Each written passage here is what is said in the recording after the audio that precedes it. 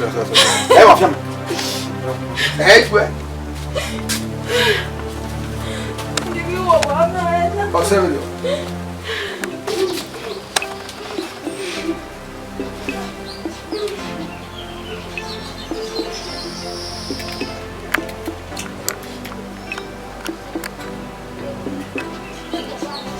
À quoi est-ce que tu souris? Ah non.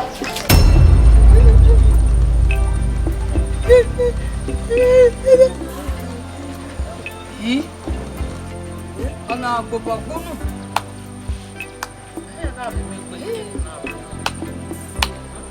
salopo. Vaya kuiwe kita ne hia na agua. Ha? Tosiwa.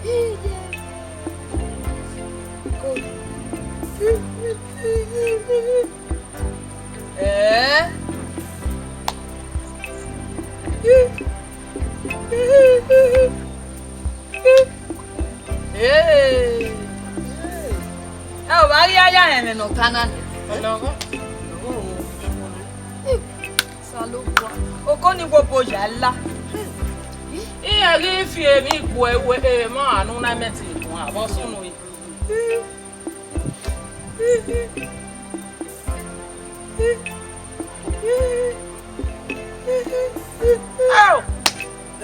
Vi piawe. Okiawe.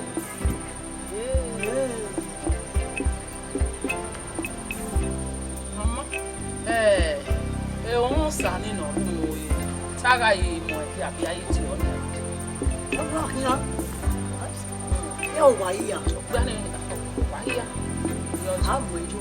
Musa. Ondare.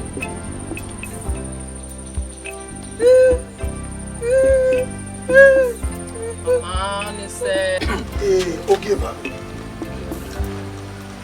Owi mi no ku pe mi o yi. Tu me rasa ko ka bo no na to gbetu e. Nini mi wa sunu e mu mana. Fogu gba bo mi me de me no ya sunu we. E ke mi me jo ya sunu bo wa. Gwa fi o yi ma o. Ugbo wa mu nu gbo ni a. Enyo pa nya itu gbo ni. No so yi ro. Anya me no wa to no ma yi ya. Inya ni me ya gbo apo na igo ni me ya tinya osu gbo ba ni kale. Nínú gbé mi pọ̀ lọ sí ìyàn náà rí bí ẹsẹ̀ ń gbé mi rí ọ̀yìn ọkọ orí efi wọ́n ní gbogbo wẹ̀. ẹ ọkà nọ̀rọ̀ ọkà wa wọn àlàdé àwọn ará mú ọ̀pọ̀ pa ọyẹ bọ̀sibọ̀sì bẹ́ẹ̀ ni mẹ̀tẹ́ ẹ̀ náà èyí ẹ̀ ògbẹ́dẹ tẹ̀ mà yẹ ni rẹ́bù náà mara so ọyẹ mẹ́wẹ́ ni mẹ́dọ̀ ọ̀hán mú wẹ́wẹ́ nínú mi náà sunu rẹ́bù náà ọ̀kọ́ ẹ̀ bẹ́ sunu dá wẹ́ nana mi gwa mede ona tiejo na eni opa isi eni opa na ari mo bo emi no sunu be we mana na meke na mi ototo ohun sa wa bere de ona tiko ori tiko owe ne ni wa bo hia fefefe na mo ye teke ni ma de ne ni neru ne ebuna amen no easy ati awo eke awo na iru le fo ave we ma ho yo ya sunu yo yi megbe ni medo kan we na ti ejo o mege no serun da wo boy gbegbe we po hun ibu ejo o mege no se bana mani ga mu mi ba e ne be ku mana ma e le mi so o ni bo gi me wo asebe emi no ma o tai so ma e we mana koto wa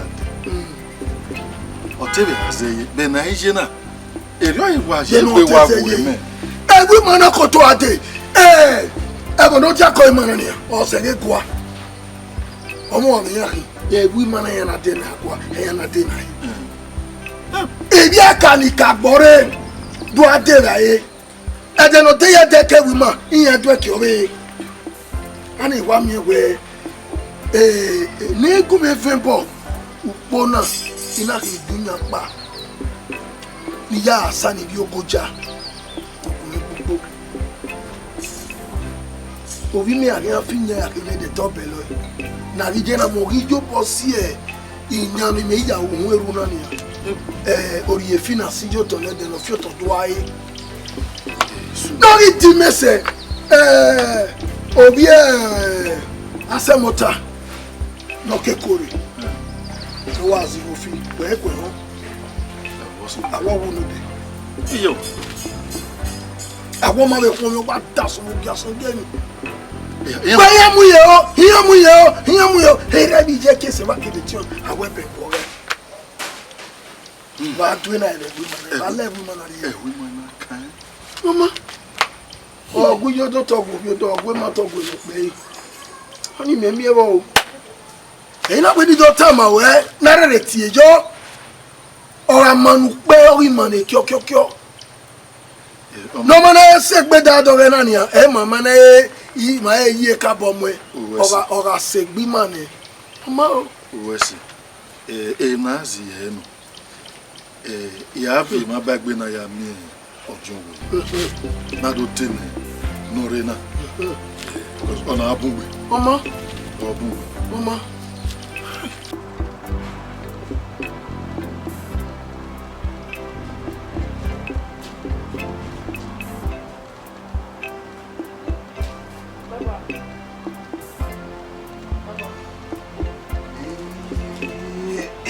Yabo. Okay.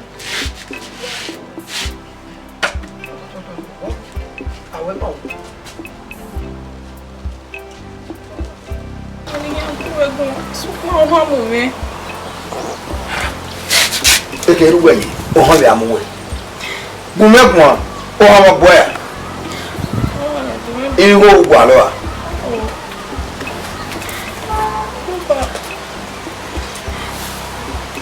Nimina wavona. Oh, baby. Mommy, I. Papa, no, I she may know a woman. Oh, you're a good young one. You wet on our boy. Oh, go. Yeah, you're a big. Yeah, we shall. Set is no. On the call with Tamara said, "Will you wear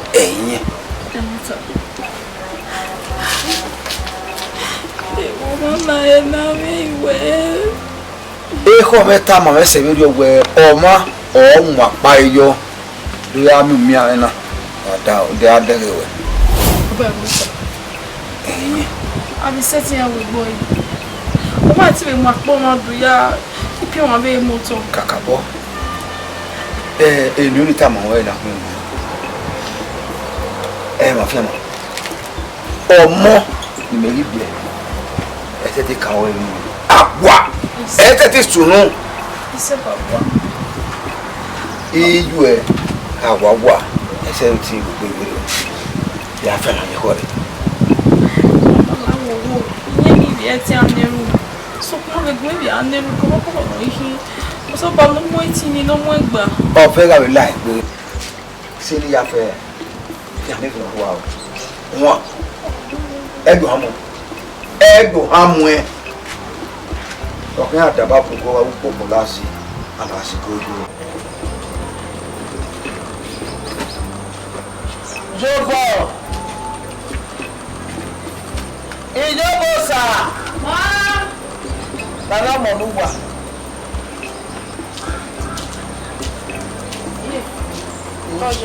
Báwo ni wá yín wo wá? Báwo ni ilé wa wọ̀ ní ilé ẹ̀rọ ilé? Ẹ̀gẹ̀ ya ya kọ́. Ẹ̀gẹ̀ ya iṣẹ́ ya kọ́ mọ̀ kọ́.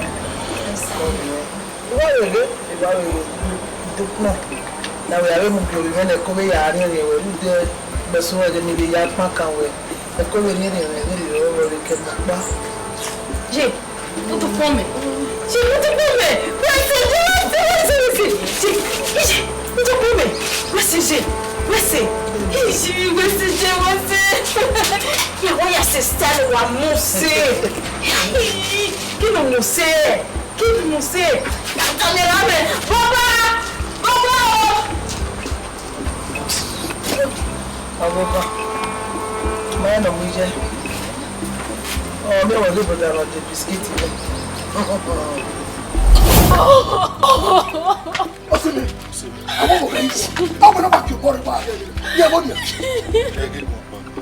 Jamwe na mu pa.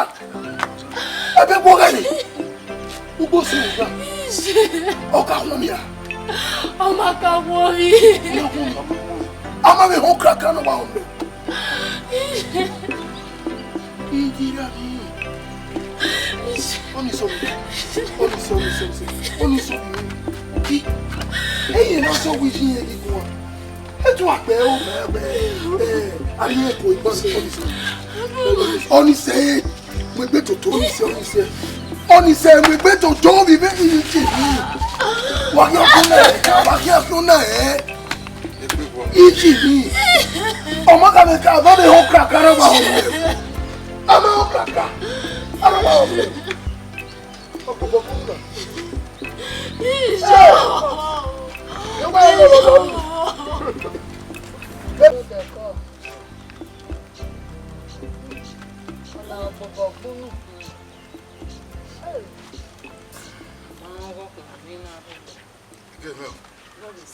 Only everything. Oh, you boy, you're women. Ah!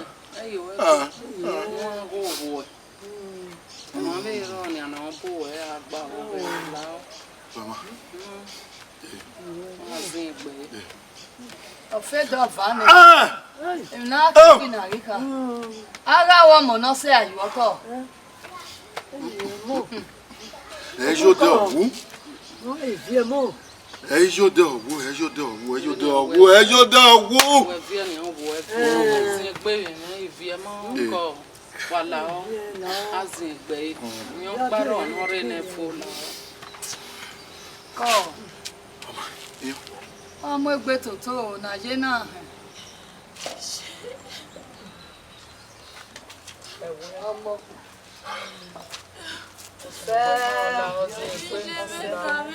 Mo bomada. Adoma. O ya vera o mo. Avera o la o. Ọmọ le ro ma o la o. Ayo e mo. Ose. Ele ya fie mi wa fie na teme. Ah, go. Otene. Hey. Batiena. Ni ata mame, imata jazi. Inagwe ebi yata mama na omedo soi. Ona wa eni no fagu ogwa. Amalo ka agwa gbai. Udo wuri ri begun. Ebi sunu ba gbon o. Tokun mi ya. Wera nle medo wa ni mi ano. Ona jijo. Owo ha no gun gbai. Oye bebe. Oh gbogbo na ri. Owo ha me ga gun egun bebe. Bedu gbe kun me kun na. Odeno.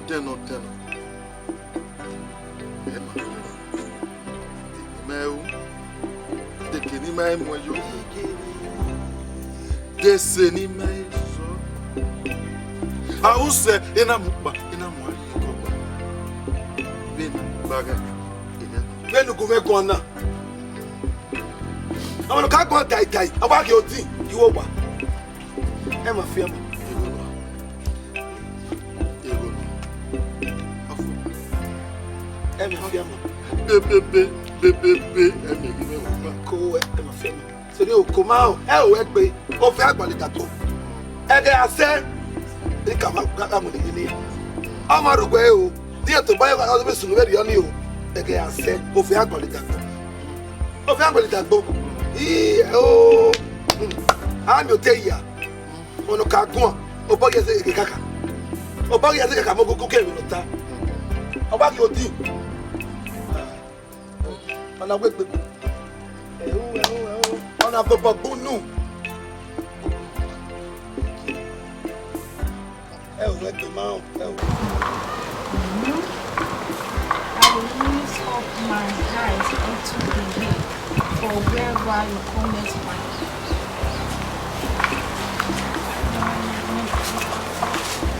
My help cometh from the Lord, which make heaven and earth.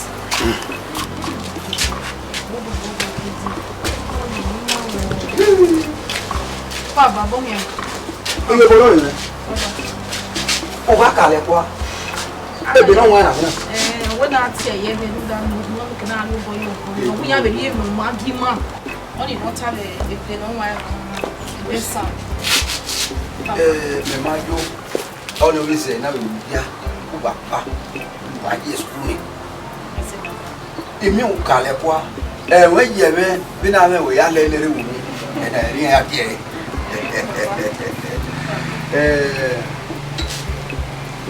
Weso. Moses Ogbona. Sami na hina na te Sam. Abe Samu ya ya yiwe. Mana ye church ne de we ni. Mana fi ogolo e. Samu ni o ma gbe o ha re o ka e ma gbe ho. Won ye me fu ni. Uti be u kale kwa ba e ko me hihie wa gwe bi na bona ni okuru orunwe unu dagwe menera imajo gbopa owo ire ibe be yagun o sabo lu ye be yawe we amu we lelere ban e ko mere ni ke lu ka si won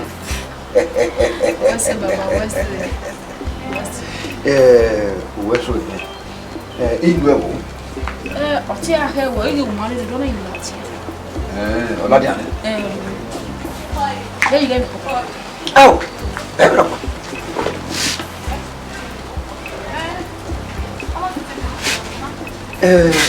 Mẹ́wẹ́ ìka àbọ̀wá rẹ̀ mú ẹ̀ kàkàbọ̀.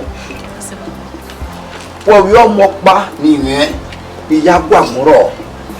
Wọ́n gbégbé mẹ́ ìyá rí rẹ̀ bọ̀ náà. Wọ́n wẹ ìyá tètè mú bíá gbé náà mẹ́wẹ́ èmi ọ̀pá. Ọ̀pọ̀lọpọ̀ àwọn ọmọ ìyá tètè wẹ̀. Èdè oríta mọ̀ wọ́n wẹ Ukpomokpa níbi ọdẹ yàrá náà. Láwọ̀wọ̀ ìmẹ̀ ògbọ́n. Papa, ọ̀pọ̀ ní ṣe mẹ́tẹ́ bẹ̀ lọ́gbọ̀n ni yà sẹ́dí àbí yà yín gbé níbi yà yín gbé. Ugbo ni mẹ́ lò náà. Mẹ́mú lè tẹ́ lọ́nà. Mú lè tẹ́ lọ́nà. Yìí bọ́lẹ̀ bàbá. Ó sọ lọ́wọ́ ní ẹ̀lú ẹ̀ bàbá. Bí wàá mú lè tẹ́ lọ́nà, yẹ wà lọ́dọ̀ wà wẹ̀ wá. Yà mú. Do de yàrá yìí mẹ́wẹ́ tó fi mẹ́ èyó. Ọ̀nà àgbọ̀ ẹ̀ òkun náà ẹ̀lú ẹ̀ yà mú fún àmì yókò wá. Yẹ pípẹ́ nínú ìbá. Àìsàn mẹ́wẹ́ ìbò kan. Ẹ̀ẹ́dẹ̀ mú yeye ọ̀bẹ ọ̀kẹ̀kẹ́. Papa, oh ma fẹ́ mẹ́ wọ́n yà kà yìí. Kò ní ṣe mẹ́tẹ́ mọ́ wẹ́ ní ẹ̀lú ẹ̀. Òwe sọ̀rọ̀ ẹ̀mí yà fẹ́ àtàmọ̀mọ̀. Ń dàgbẹ́ ekele ó dà yìí mọ́ ekele dẹ́rẹ́ wẹ̀ náà mọ̀ wà hẹ́gẹ́dẹ́gbẹ́ òwe yìí bẹ́ẹ̀rẹ̀ mọ́ ẹ̀. Ẹ̀lú mọ́ ni. Ọmọ ìmẹ́ nínú ẹ̀ tí lọ tí ètè yà fi wẹ̀ ọ́ ìní ọ̀dọ̀ ẹ̀. Wọ́n mọ̀ yẹn ọ̀wẹ́ là daughter là father òun yẹ ẹ̀ náà yẹ wá àyè rẹ̀ wọ́n. Wọ́n sì bàbá. What's it? Tí ẹ bẹ wẹ́ kí wọ́n yẹn rẹ̀. Ó wá tí ọba díẹ̀. Papa, wọ́n ní ẹ̀lú ẹ̀. Ẹ̀lú. Tí ẹ bẹ lọ tí ẹ kí wọ́n ó wá tí ẹ̀kọ́ wa rẹ̀ nìyẹn.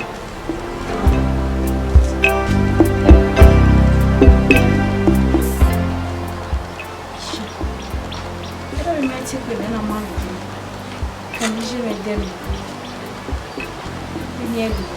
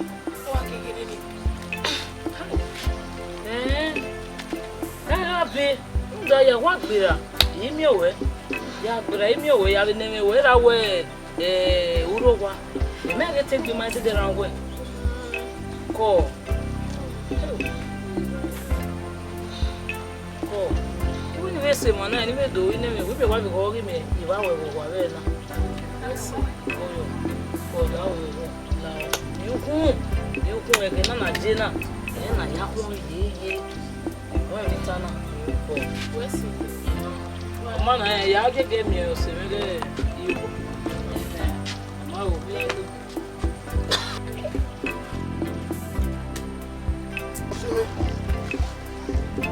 yeah, you know what you said here. So that I won't pass you or you get say ya or what boy baby repo don't praise you.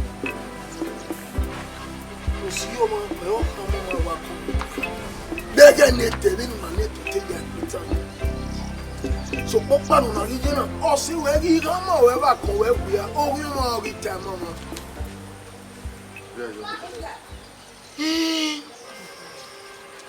No way, he was away.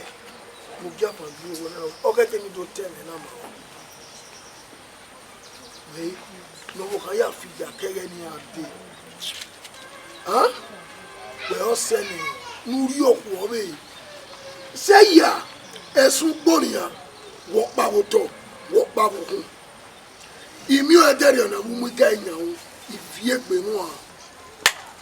O ko du bode de na o ko ja o ko nya o ko pa be ro wa eni su bobo udo fie o gbo ha o kun o le gbere ni ja o be se na ya bu e o we ko wo pa no yi ware ni no wa ni ha no si o kan wa ga bi mana ni du ma we nu be je e bu no re ni ma gbe mo Brian will not be a killer.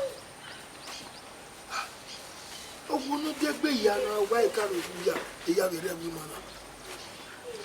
No matter the piage or the road, I got muso, tobacco, a man over here.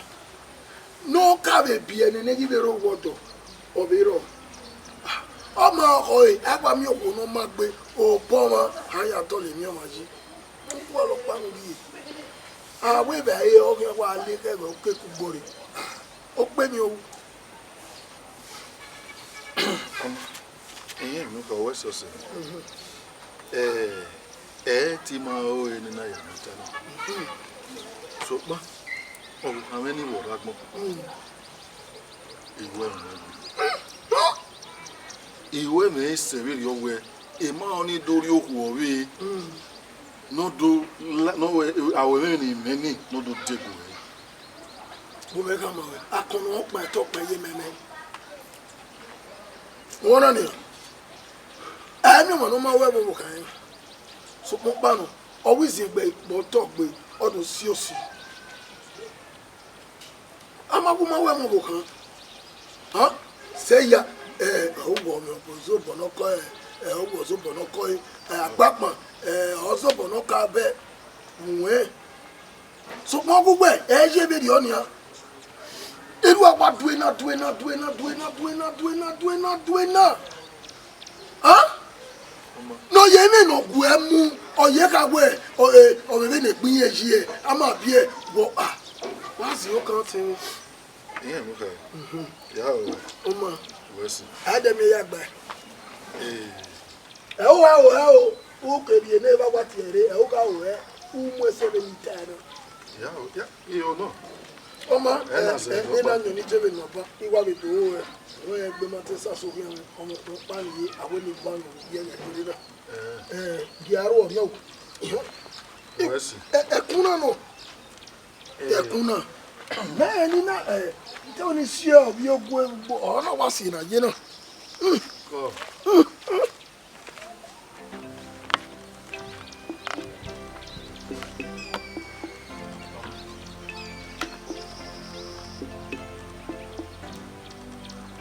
sayi waya wa jo sayi odomo sa Domo.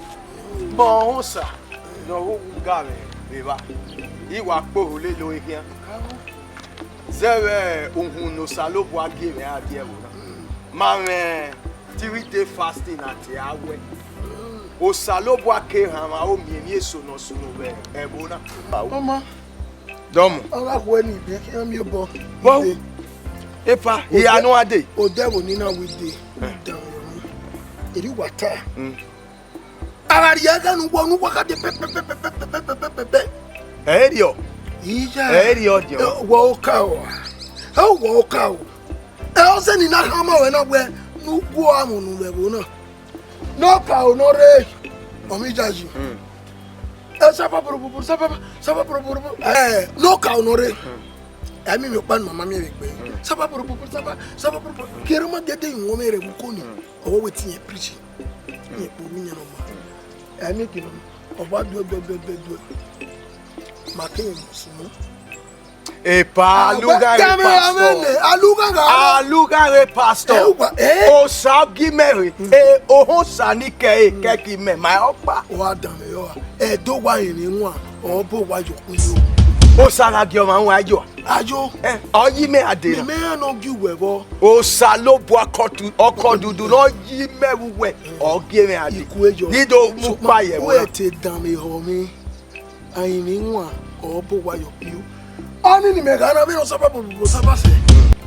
Ini opero no ma sa me le kwa. So me mi le bo ya. Asun pa. O bi o ma yori. Fudan yo na. Ama mi no we. I ba gbo ina do mu e. Pe na kana ni. Ama e na o hi ma mu e. No po ke ba go. Wa down yo mi. We no e dare na. A go tori o we yi. O ya me gu ego. E ti o sapologbe. Ija eni ma me ti o sa gi me ade.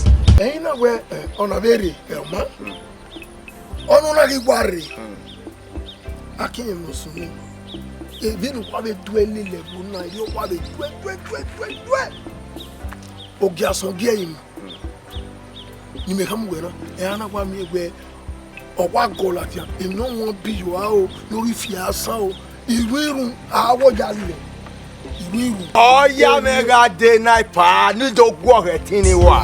Osa lo bo agie me alugare omosa osa no gie me ade etini ori e mene oya me ade ni do bo re tini wa wa mo aya e dan ahwe edion wa o ade every day ade ana mi egbe oni gonia ye ni ya fe no fioro mo re ya olesia aya again na kama e to we no de no do fio owe wo na ye na le moto ye ya level na gbura ti ye ya mi a o on be to oge no pabo ori wa be re iri apo pare ma be ngwa wa be tuwe na no ama no ru oge oge na fie ne gogo fie le lo e bo ya be no gwere je na mai ki nsu iko na o wa e je gbe ya fe ko ni degbe we na do te ko no degbe e gon na ri ele le ya mo ko no mo ko ma no ro gbodo no bon me e bi e ka no ma ese na wo bon e akuna we very epa we abere mi emi onyunu wa no salobo aga yi me o salobo aga ki o ma tayo mami e o saya ni kenu ka eri ni sunu dana mi osu meluga o salobo i Jesu Christi o we ni ade zebe mi dano suwe ihin akun eso to o salobo o kin agun ekun ya o sara ki o ma hun tare ajamosa enu weta wa ya o we bere eno do e salobo adele nya ya popa onisiyan ga we wa bere wa ewe ohosa oluga mo pastor fire ade wesi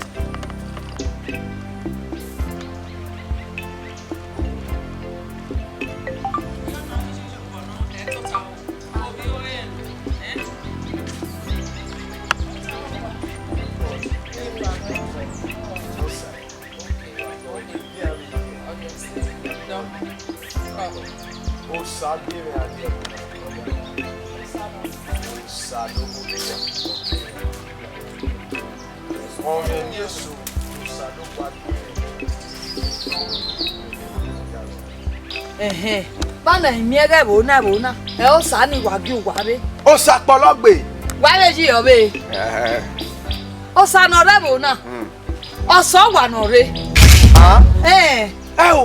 o sa no go dua oko dudu o se ti ya fefefe ke no revo ya fefefe Osani e maga. Yon kie me ade. Iya kama wale emesu. E ore bu na. We maka video. He ba na nye bu na wa yare. Who ego salobwa owe ebuna, owe mebuna, oya kie me ade. Oyi. Wako. So Ukpomokpa no. O we wa to. Wo. Uga o na miewe. Iya nike no riebuna. Iya mi hu yakpa. O han we wa to me. Uwa were gbe ari ekenukede. Na do miewe udo akpa usuya no kabere ni. No do mie emi nu gualo. Ije.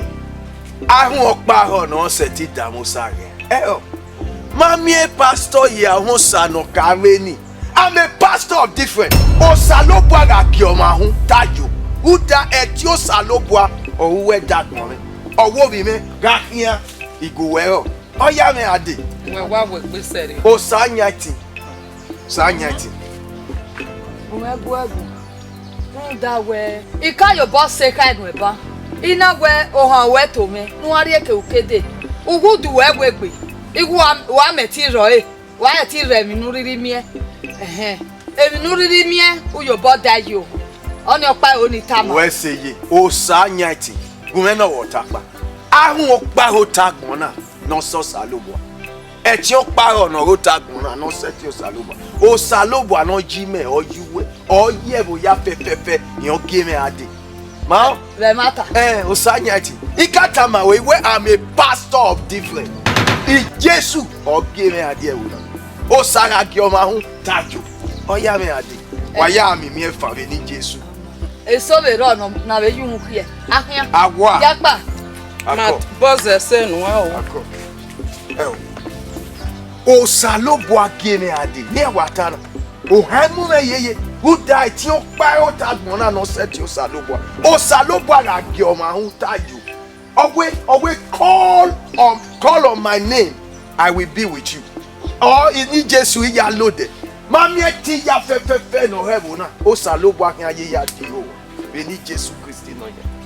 Abeta sage. Adamosa, Adamo Adamo. Ewe no. Wa do ta me mere. Wa mi Osalobwa lo wa ya fe. Beni Jesu.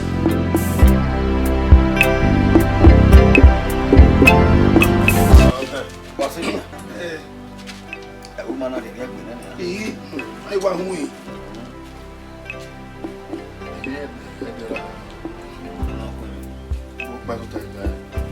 Mare. Oni were. Eni wa domo o. Wa domo sa. Wa domo. Wa do eji abewo. Oje se. Wa domo sa. Ohun sa hi. Fa wa re no ohun sa. So ja mo mi kwa fe le ma. Ona ebo tie Bible. Orunye no mayaru gbe. Mi ya. Ko. Iwa po le lo ehin. O le ga ja we pastor pa wa ro. Mewa no. Abokia. Wa domo sa. We se. Benumu bona. Opolo. Ona ebo tie Bible. Bible Iwa po le lo ehin. Ibi de bina wa be wa. Kana wo ni be se ma ni go. We se. Wa to. We se. Domo sa. We se. Osalobwa o game ade wo. Wudo oni ebi no kwen wo. Ia bu so ma na gbon no we wo na. Ia bu se ma na gbon no we wo na. Kai osalobwa na game ade wo na. O ya me da. In 3 days fasting and prayer in church. In a fasting and prayer in church. In a ham one wayadi. Be we man Na do ne ho. Waga mi wo ni sia oga pie. Ahu pa o ta gbona ya. No se ti damusa re. Who thou sa ere no. Osalobwa hian no sawa. Wa be go ni sia oga pie wa. oni we bona. Oya me se ma ni do tamu wa. Ipede a ahian ma wela wa bun at the church. Wa ko. Ma wari. Wa ko. We se. Domo sa. Dom. So mo re ti ba o ti. Iseke we. Uwu Jesu o bi o adi. Ni o wa ki me. We no ku ni no wa. Akabo. Katikati madam ungwe. Iya bugbe. Iya vole hiakoa. Osalobua oko dudu. Yon nyati. Yon bieme ade. Ima hia do gwohe ya. Osalobua ga denya ya. Onisi ya wewa. Oh, what have you away? He said, Who were you? Ajoguga. Wawa mwawe. Bede ha. Ariye bae. Anwame. Na do ne. Bede ha. Eh. Wa here. And they go there, hey, Maggie. Domo. Wa domo. Ya ave soda obodo. Ni be gun yago. Ni mayade wa ki madole. Waga mie no esu. Oni si ya wewo. Wa mi. Domo sa. Domo. Ako. Mwa o.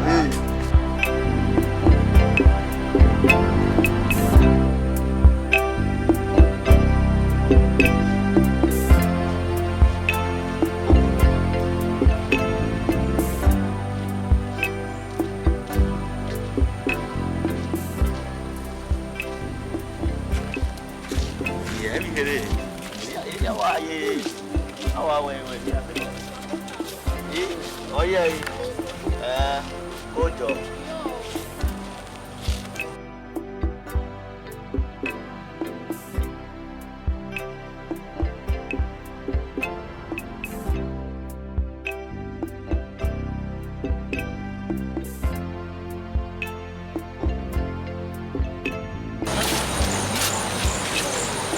You're now there. Benoye. Ada na ke bi ha. Wa we mi o pe ya. Owa ma be ri o. Salobua. O ebe o de ati e. O de no. O bi o de. We me pe na. Gbe wo me na se me ya ku. Eyi me o.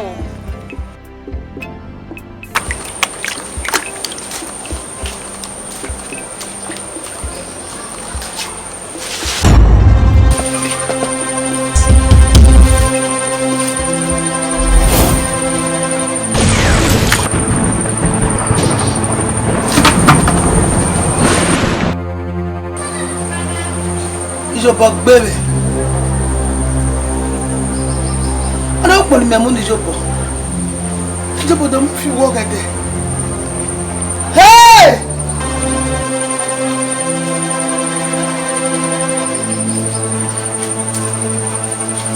Ijobo gbere. Ijobo gbere. Oh, Ijobo. Ijobo mamu pon. Jobo.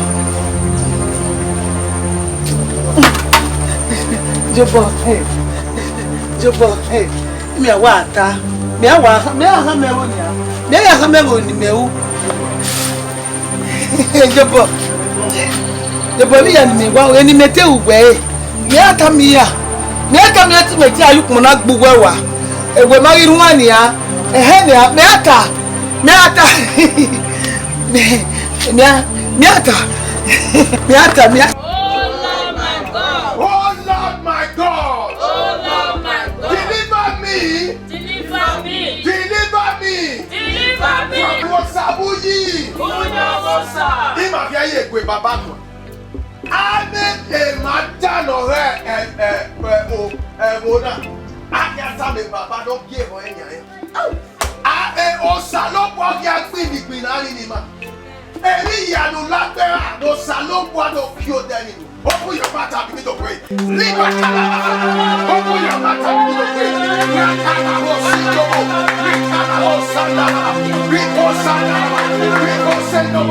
In Jesus' name we pray. In Jesus' name we pray. And in Jesus' name we pray.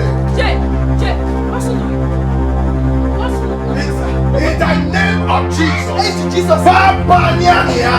In Jesus' name. Open your mouth and begin to speak. Open your mouth and begin to speak.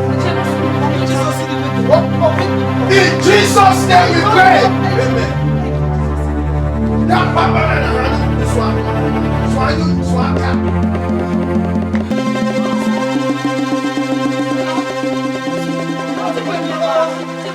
Livo kasandala baba. Rikasindo shandala baba. Malabo sandala baba. She walking one Rico sata. Rado baba nu swaka. In Jesus' name. Pastor, what would you mean? Jesus. Get there, you know worker. Tell me that one. Where do you work? Jesus in the data. Rano look where you don't wear the yard. Where do you work?